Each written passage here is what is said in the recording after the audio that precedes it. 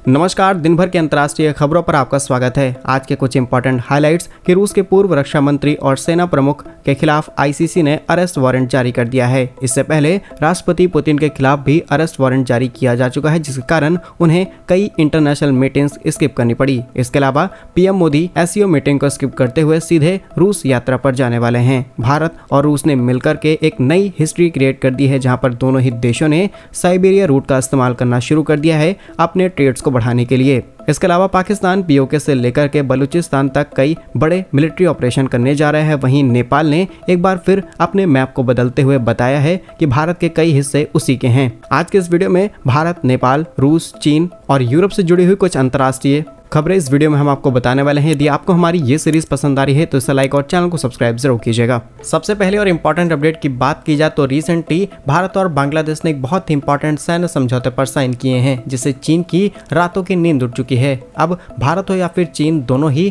हिंद महासागर में अपनी पकड़ को और ज्यादा मजबूत करना चाहते हैं, ताकि चीन अपनी नई रिसर्च वेसल्स भेज करके भारत के सभी सीक्रेट मिशन पर निगरानी रख सके। वहीं भारत अपनी सिक्योरिटी और ज्यादा मजबूत करने के लिए इस काम में लगा हुआ है, लेकिन बांग्लादेश एक तीसरे एंगल पर काम कर रहा है। रिसेंटली बांग्लादेश की मिनिस्ट्री ने एक रिपोर्ट सबमिट करते हुए बताया कि कुछ समय पहले ही उन्होंने चीन से जो हथियार खरीदे हैं वो सही तरीके से काम नहीं कर रहे हैं, और अब बांग्लादेश भी इस बात को समझ चुका है कि यदि उन्हें अपने डिफेंस इंडस्ट्री को मजबूत करना है तो भारत जैसे देशों के साथ रहना होगा। जहां भारत ने रिसेंटली सबसे बड़ा एग्जाम्पल सेट किया है अपनी ब्रह्मोस मिसाइल फिलीपींस को एक्सपोर्ट करते हुए। जानकारी के लिए आपको बता दें कि यह समझौता रिसेंटली ही किया गया, जब प्रधानमंत्री मोदी जी के तीसरे कार्यकाल के शुरू होते ही जो पहली विदेशी नेता भारत आई वो थी बांग्लादेश की प्रधानमंत्री, और उसी समय भारत और बांग्लादेश के बीच में कुछ समुद्री सुरक्षा, महासागर अर्थव्यवस्था, अंतरिक्ष और दूरसंचार विभाग को लेकर के इंपॉर्टेंट एग्रीमेंट्स किए गए हैं। लेकिन बांग्लादेश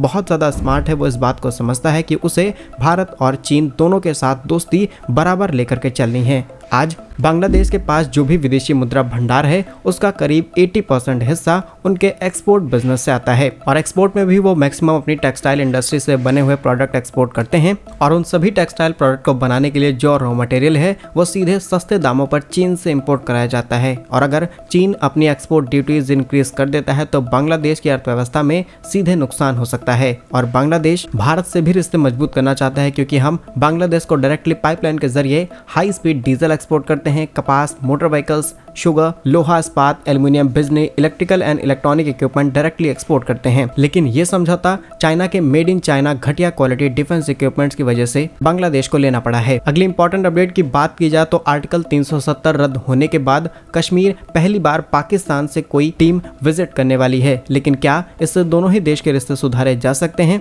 इस पर कई सवाल खड़े हो रहे हैं। असल में जम्मू एंड कश्मीर के अंदर तैयार किए जा रहे 2 हाइड्रो इलेक्ट्रिक प्रोजेक्ट का निरीक्षण करने के लिए पाकिस्तान की टीम जम्मू कश्मीर पहुंच चुकी है। ये प्रोजेक्ट भी इंडस वाटर ट्रीटी के अंदर ही काम कर रहा है, जहां पर 1960 में हुई इस ट्रीटी को इक्वल करने के बाद करीब 5 साल से भी ज्यादा का समय हो चुका है जब पाकिस्तान की कोई टीम जम्मू और कश्मीर की यात्रा पर आई है। यहाँ पर इस ट्रीटी के अंदर वर्ल्ड बैंक को भी इंक्लूड किया गया था, लेकिन भविष्य में ये देखना होगा कि पाकिस्तान इस पर अपना क्या रिएक्शन देता है और क्या दोनों ही देशों के बीच में रिश्ते सुधारने को लेकर के कोई प्रयास करता है या फिर नहीं, ये आने वाले समय में ही पता चल पाएगा। लेकिन लगता नहीं है कि शायद पाकिस्तान भारत के साथ कभी रिश्ते सुधारना चाहेगा। बड़ी खबर सामने निकल के आ रही है कि पाकिस्तान को जल्द ही स्टील सबमरीन्स मिलने वाली है चीन की तरफ से, और चीन बहुत ही कम डिस्काउंट में पाकिस्तान को ये सबमरीन्स किसी भी कीमत पर डिलीवर करना चाहता है। रिसेंटली रिपोर्ट्स के मुताबिक पाकिस्तान के लिए हंगोर क्लास की पनडुब्बियों की मैन्युफैक्चरिंग चीन के अंदर बहुत बड़े स्केल पर शुरू की जा चुकी है। कुछ महीनों पहले ही इसके ट्रायल सक्सेसफुली किए जा चुके हैं। आपको बता दें,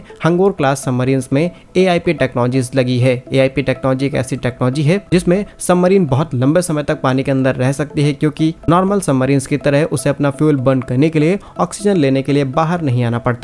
भारत के पास क्या पाकिस्तान से पहले ये टेक्नोलॉजी पहुंचेगी या फिर नहीं, इसके बारे में कई सवाल खड़े होते हैं। वैसे तो भारत का एक काफी बड़ा प्रोजेक्ट है जिसके तहत हम कई सबमरीन्स खरीदने वाले हैं जर्मनी या फिर स्पेन से, और इन दोनों ही देशों में से जल्द ही एग्रीमेंट्स फाइनलाइज किए जाएंगे। लेकिन बात रही AIP टेक्नोलॉजी की, तो अब भारत इसमें पीछे नहीं रहा है। रिसेंटली DRDO और भारत की दिग्गज कंस्ट्रक्शन कंपनी L&T ने मिलकर के AIP टेक्नोलॉजी को बिल्ड कर लिया, और ये एक ऐसी टेक्नोलॉजी है जिसे नॉर्मल सबमरीन्स के साथ भी अपग्रेड करते हुए तैयार किया जा सकता है। और आप यकीन मानिए जैसे ही खबर सामने निकल के आती है कि DRDO ने ऐसी कोई टेक्नोलॉजी बिल्ड कर ली है, दुनिया भर के वो सभी देश भारत से चिढ़ जाते हैं जो इस तरह की टेक्नोलॉजीज काफी महंगे दामों पर तैयार करते हैं। लेकिन बात की जाए पाकिस्तान को मिलने वाली हंगोर क्लास सबमरीन्स की, तो यहाँ पर चीन ने एक बार फिर पाकिस्तान को बहुत ज्यादा बेवकूफ बनाया है। ये सभी जानते हैं कि चीन किस तरीके से दुनिया को अपने कर्ज तले दबाता है। इसके बावजूद भी चीन बहुत ही कम कीमत पर पाकिस्तान को ये सबमरीन्स प्रोवाइड कर रहा है। इसके अलावा टेक्नोलॉजी भी पाकिस्तान को ट्रांसफर की जा रही है ताकि वो अपने Karachi shipyard and engineering works के अंदर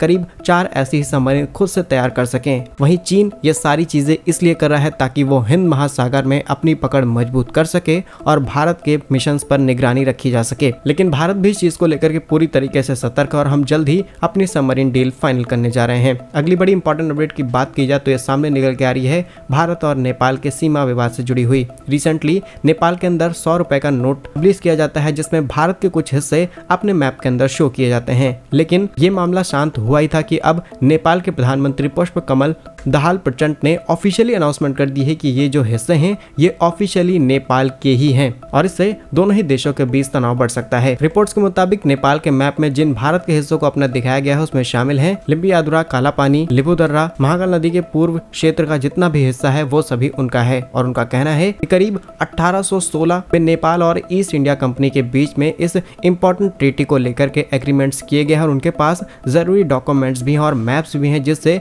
वो इस चीज को प्रूव कर सकते हैं। लेकिन बहुत कम लोग इस बात को समझा पा रहे हैं कि इसके पीछे नेपाल नहीं बल्कि चीन है। रिसेंटली खबर सामने निकल के आती है कि चीन नेपाल को पूरी तरीके से राजी कर चुका है अपने BRI प्रोजेक्ट के अंदर शामिल करने के लिए और नेपाल भी इस बात पर सहमति जता चुका है। और अगर नेपाल भी इस प्रोजेक्ट का हिस्सा बन जाता है तो भारत और नेपाल की दूरियां बढ़ सकती हैं। जानकारी के लिए आपको बता दें कि नेपाल भारत के करीब 5 राज्यों के साथ अपनी सीमा साझा करता है जिसमें सिक्किम, पश्चिम बंगाल, बिहार, उत्तर प्रदेश, उत्तराखंड शामिल है और करीब 1850 किलोमीटर का बॉर्डर दोनों ही देश शेयर करते हैं। देखते हैं आगे चल के इस पर क्या बड़ा फैसला लिया जा सकता है। अगली इंपॉर्टेंट अपडेट की बात की जाए, प्रधानमंत्री मोदी जी SCO समिट के अंदर तो नहीं जाने वाले क्योंकि देश के अंदर पार्लियामेंट सेशन शुरू हो चुका है और यहाँ पर बहुत सारे इंपॉर्टेंट प्रोसेस हैं जिन्हें कंप्लीट करना है और इसीलिए 20 से 21 के बीच होने वाली SCO समिट में शायद PM मोदी पार्टिसिपेट नहीं कर पाएंगे। लेकिन PM मोदी अपनी पहली जो ऑफिशियल विजिट करने वाले हैं वो रशिया के अंदर ही करने वाले हैं और 4 से 5 दिन की ये विजिट हो सकती है जिसमें बहुत इंपॉर्टेंट एग्रीमेंट्स भारत और रूस के बीच किए जाएंगे। और आप यकीन मानिए जैसे ही PM मोदी रूस पहुंचेंगे वो भी अपने तीसरे कार्यकाल को शुरू करने में पहली विजिट ही उनकी रशिया होने वाली है। इससे पश्चिमी देशों को कितना बुरा लगेगा ये तो आने वाली मीडिया रिपोर्ट्स में आपको पता चल जाएगा। अगली इंपॉर्टेंट अपडेट की बात की जाए तो रूस के पूर्व रक्षा मंत्री और सेना प्रमुख के खिलाफ ICC जिसे हम अंतर्राष्ट्रीय आपराधिक न्यायालय के नाम से जानते हैं, इन्होंने अरेस्ट वारंट जारी कर दिया है। बीते मंगलवार को ये गिरफ्तारी का वारंट जारी किया गया है जिसमें पूर्व रक्षा मंत्री सर्गेई शोइगु और chief of staff general Valery Gerasimov. और ये पहला अरेस्ट वारंट नहीं है, इससे पहले भी राष्ट्रपति के खिलाफ अरेस्ट वारंट जारी किया जा चुका है। और इस अरेस्ट वारंट के पीछे के कारण की बात की जाए तो बताया गया है कि किस तरीके से यूक्रेन के लोगों का शारीरिक और मानसिक उत्पीड़न किया जा रहा है रशिया की तरफ से, जहां पर रशियन आर्मी गलत तरीके से हमले कर रही है और लोगों के साथ दुर्व्यवहार किया जा रहा है जिसके चलते ये वारंट्स जारी किए गए हैं। अब देखने वाली बात ये रहेगी कि रूस इस चीज को किस तरीके से काउंटर करता है। वहीं अगली बड़ी खबर भी भारत और रूस से जुड़ी हुई सामने निकल के आ रही है जहां पर अब फाइनली भारत और रूस ने मिलकर के अपने INSSTC प्रोजेक्ट की शुरुआत कर दी है और एक नया इतिहास रचा जा चुका है जहां पर पहली बार साइबेरिया से मुंबई तक कोयला एक्सपोर्ट किया जा रहा है, जहां पर रूस की तरफ से खुद इस बात की कंफर्मेशन दी गई है कि रेलवेज के माध्यम से कोयले को रवाना किया गया है जिसके बाद ये ट्रेनें साइबेरिया से शुरू होकर के फिर कजाकिस्तान, तुर्कमेनिस्तान होते हुए ईरानी बंदरगाह पर पहुंचेंगे और वहां से इन्हें मुंबई भेज दिया जाएगा। तो यूरोपीय देश India middle east Europe corridor की बात करते रह गए, यहाँ पर रूस ने ऑफिशियली काम शुरू भी कर दिया है। डिटेल्स की बात की जाए तो INSST जिसे हम अंतर्राष्ट्रीय उत्तर दक्षिण परिवहन गलियारे के नाम से जानते हैं, इसमें भारत, ईरान, अजरबैजान, रूस, मध्य एशिया, यूरोप के बीच माल ढुलाई और इंपोर्ट एक्सपोर्ट के बिजनेस को इजिली किया जा सके, जिसमें जहाज, रेल और सड़क मार्ग तीनों को शामिल किया गया है। यह गलियारा करीब 7200 किलोमीटर लंबा है। अगली इंपॉर्टेंट अपडेट की बात की जाए तो अमेरिका जिस प्रोजेक्ट के प्लान काफी सालों से कर रहा था, फाइनली चीन ने उस काम को कर दिखाया है और चांद चांद से मिट्टी लेकर के जमीन पर पहुंच चुका है। रिपोर्ट्स के मुताबिक चांग A6 मंगलवार को इनर मंगोलिया के रेगिस्तान में उतर चुका है और इसका इंतजार बहुत लंबे समय से वैज्ञानिक कर रहे थे, क्योंकि ये चांद पर से मिट्टी का सैंपल लेकर के जमीन पर आ चुका है और इससे बड़ी रिसर्च की जाएंगी, जिससे पता चल सकेगा कि आखिर